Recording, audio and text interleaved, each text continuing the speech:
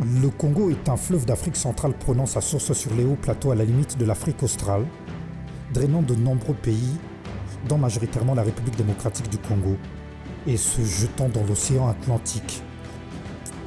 Il sert de frontière naturelle entre un nombre de canyons émergés. Ces eaux abritent même une faune typiquement abyssale, parfois rejetée agonisante à sa surface, en raison d'accidents de dépression brutales provoqués par la force de courant.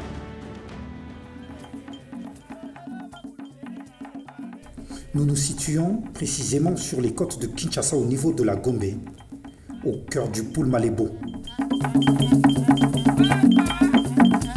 Les autorités nationales ont pris la mesure des enjeux liés à la valorisation et protection du fleuve Congo et de l'ensemble du réseau hydrologique national. Nous avons la charge de conserver, de protéger, de promouvoir et d'aimer notre patrimoine. L'ambassade et la coopération allemande vous soutiennent dans cette initiative. L'ambassade des États-Unis à Kinshasa est très honorée d'être parmi les partenaires du Festival du Congo River qui commémore l'importance du fleuve Congo. Le Festival Congo River est une véritable merveille de notre temps, car il n'y a pas de plus belle manière de magnifier le majestueux fleuve Congo. En tant que digne fils de ce pays, artiste et ambassadeur du tourisme, j'ai trouvé opportun d'apporter mon soutien à ce festival qui représente selon moi une belle vitrine pour vendre la destination de notre beau pays par son fleuve. Le gouvernement congolais, à travers mon ministère, serait toujours derrière votre organisation et nous travaillerons de pair pour vendre en mieux l'image du pays à travers son corridor touristique et du développement. Aussi parce que c'est le plus grand corridor économique de notre pays et nous serons toujours derrière. Je remercie tous les invités. Plus les plastiques que les touristes, nous devons tous travailler ensemble. Sur ces temps, je déclare donc ouvert cet événement et je vous invite à fêter notre fleuve.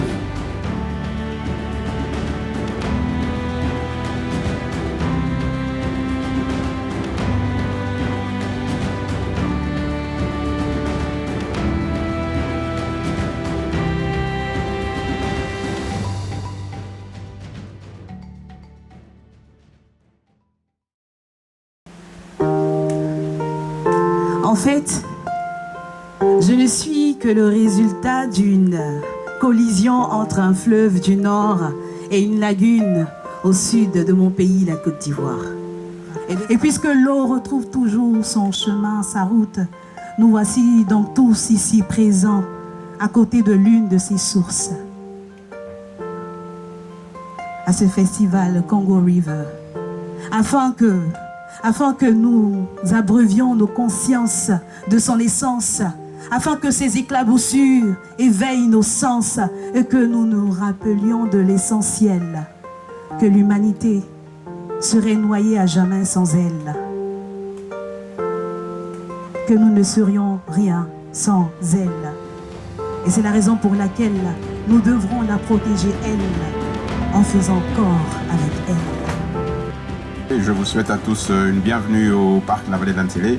Le parc de la Vallée d'Antélé est un organisme qui dépend de la Fondation Initiative écologique et biodiversité pour le Congo.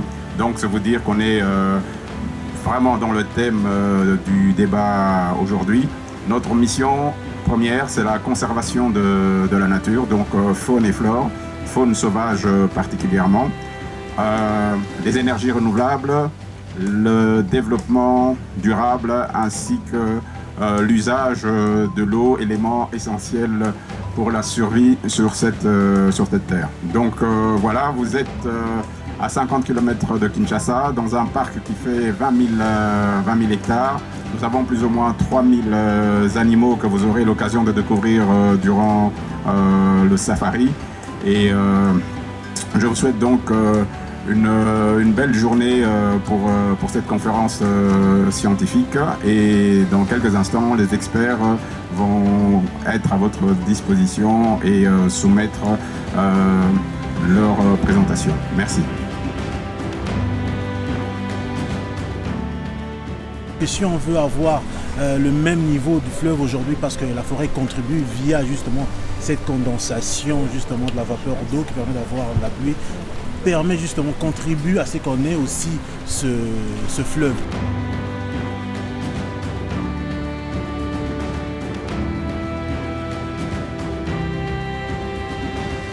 Le festival Congo River, c'est un carrefour où les scientifiques, ou les artistes, ou les politiques, ou les investisseurs viennent échanger, les étudiants viennent échanger pour parler des enjeux de l'heure.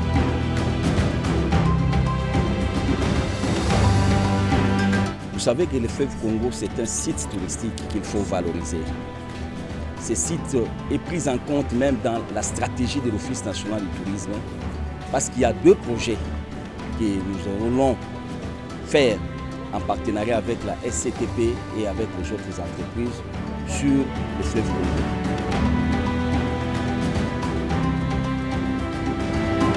Toutes les voitures et les motos que nous utilisons, quand nous partons dans les garages, on va changer de l'huile et les carburants. En changeant, on prend tout les saillets foutus, on déverse dans le sol. Et quand la pluie vient, il va véhiculer tout ça vers la rivière. Or, nul n'ignore que les saillets foutus constituent les HAP, les hydrocarbures aromatiques polycycliques, qui se trouvant dans l'eau peuvent causer différentes maladies à la population. Comme, c'est beaucoup plus cancérigène, c'est les hydrocarbures aromatiques polycycliques.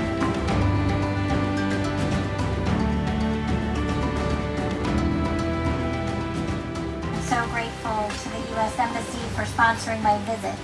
Plastic, which we've already heard a good bit about from the SOS Rivers team and also from the fishermen, it's one of the newer pollutants entering our environment.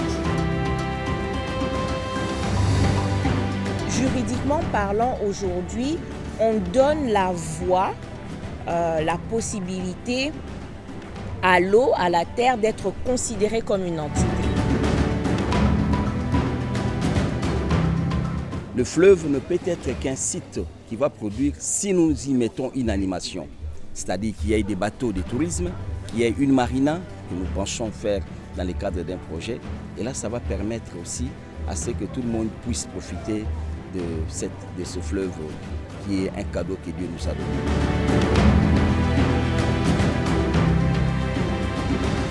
Mais aussi, il y a les métaboles, c'est ce qu'on appelle le tanin.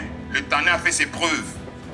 Le moringa, on l'utilise, les graines de moringa, on les utilise pour clarifier de l'eau. Ça, c'est une discuté, la littérature nous les montre. Il y a aussi l'acacia, il y a aussi d'autres espèces. À Lubumbashi aussi, on a commencé en 2009, à Kisangani en 2014 et à Bukavu en 2012. Le coût global pour installer toutes ces usines de traitement des eaux usées s'élève à 10 millions de dollars. L'Abraliment a investi 10 millions de dollars. Voilà, ça c'est air recycle, comme le dit le mot en anglais, le cheveu recyclé. Dans le monde, on est arrivé à mettre au point ce projet qui est un projet de dépollution aussi, qui fonctionne de la manière à ce que le cheveu, qu'on coupe le cheveu humain bien sûr, on le prend, on forme le boudin, comme vous le voyez là, on le compacte, on forme le boudin et ça peut être utilisé pour dépolluer, pour assainir l'eau. La recherche affirme qu'un kilo de cheveux peut soutirer de l'eau jusqu'à 8 litres de pétrole.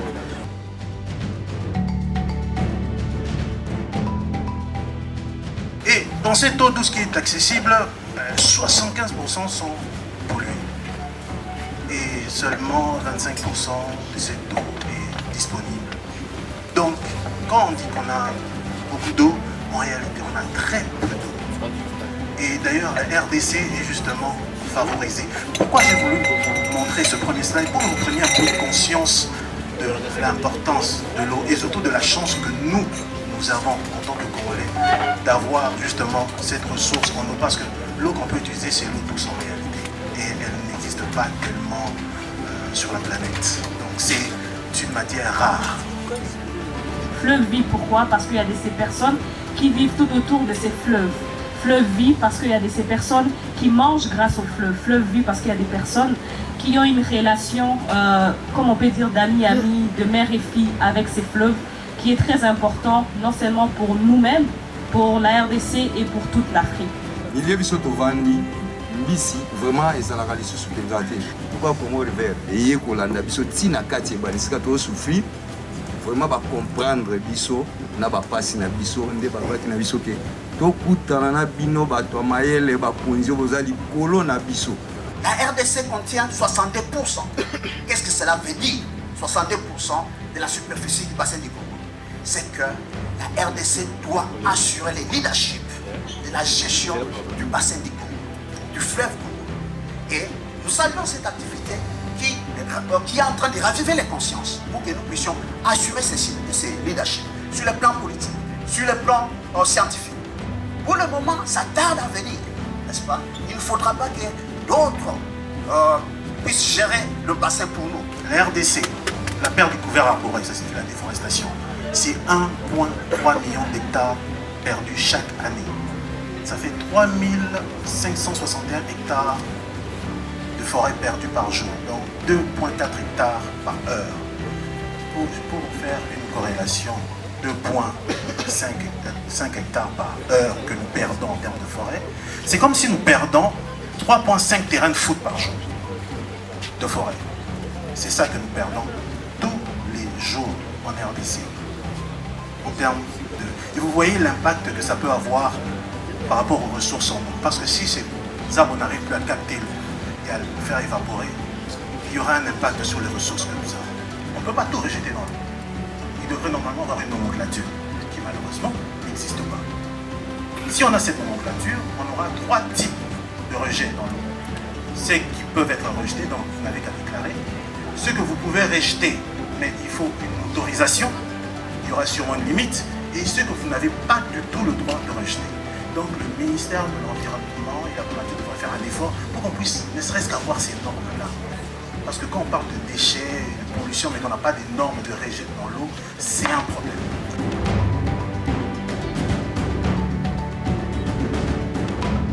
Ici la terre, la fin du monde n'aura pas lieu.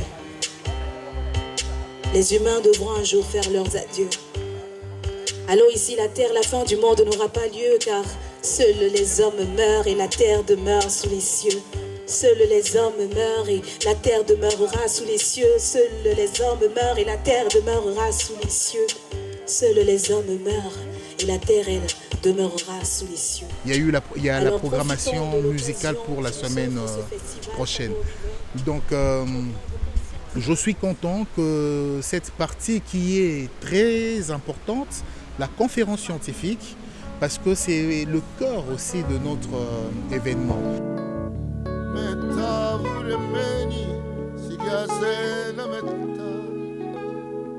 azamokete monene te magina ye yango wana molai te mokuse te na innocence abo mwana membe te moindo tela nzambe ya bamuse na yo kuna Evelina nous devons calculer les débits de réserve. Qu'est-ce que nous devons garder dans le fleuve pour faire survivre les écosystèmes aquatiques. Par rapport à la protection, je crois qu'il faut qu'il y ait des recherches participatives.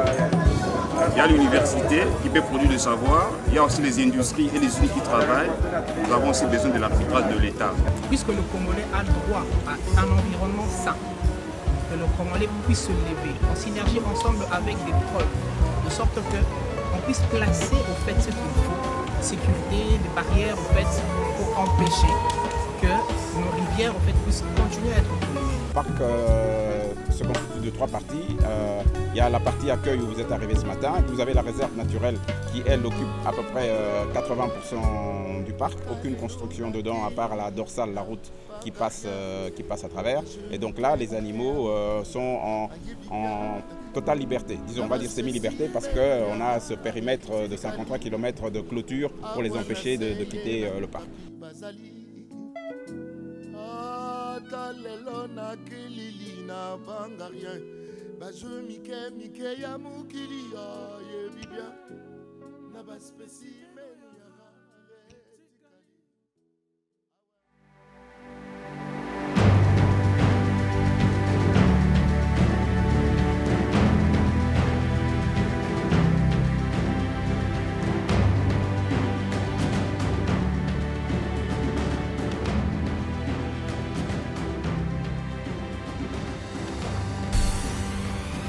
La musique étant un des meilleurs canaux de vulgarisation et de sensibilisation auprès du grand public, l'ONG Congo River s'appuie aussi sur la créativité des artistes pour porter les messages d'intérêt capital. Avec des artistes d'horizons et styles divers qui, au-delà d'une simple agrémentation du public, ont porté haut à travers leur art la thématique du festival, à savoir la nécessité de prendre conscience et d'agir dans le sens d'adopter un certain nombre de comportements écologiques face à nos cours d'eau et rivières.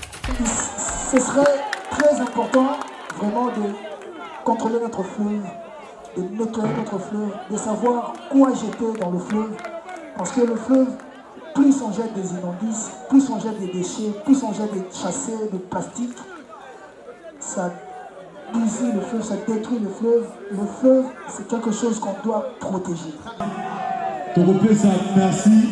L'initiative Oezwani pour la Chamo Peto, mon fleuve Congo, les informés par les choses que nous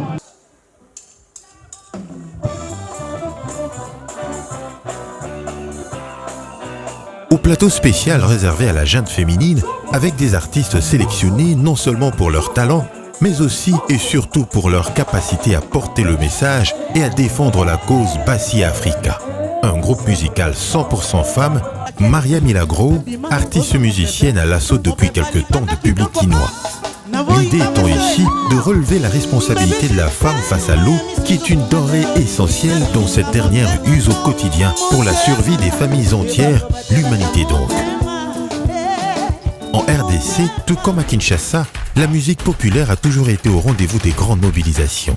Ainsi, se sont succédés sur le podium du festival des artistes ayant pignon sur rue à l'instar de Hugues Bunafilé, Kalonji Didier dit Bill Clinton, en passant par la musique urbaine représentée par le groupe MPR, comprenez, musique populaire de la Révolution, qui au travers de ses morceaux distincts peint les réalités sociales de la vie au quotidien en République démocratique du Congo.